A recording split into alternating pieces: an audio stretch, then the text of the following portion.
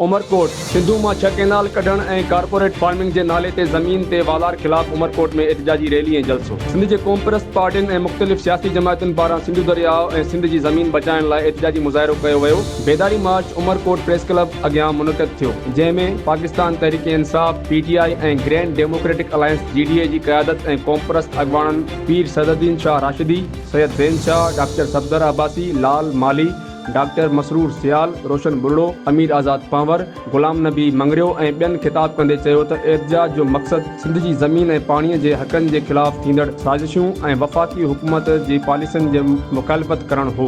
जलसे में सिंधु दरिया मां नवां कैनाल कढणु, सिंध जी ज़मीन खे कारपोरेट फार्मिंग खे ॾियण ख़िलाफ़ एहतजाज कयो वियो।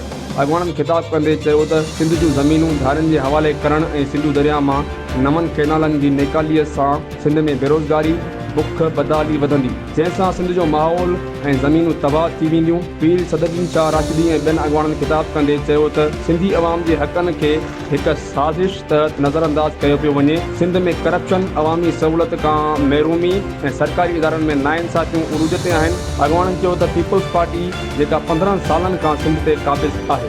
जीअं ई बेदारी मार्च आहिस्ते आहिस्ते आहिस्ते ॿियनि सूबनि जे अखबारनि में अची रहियो आहे, ये सिंध की अवाम, ये थर की अवाम से सरासर ज्यादती है।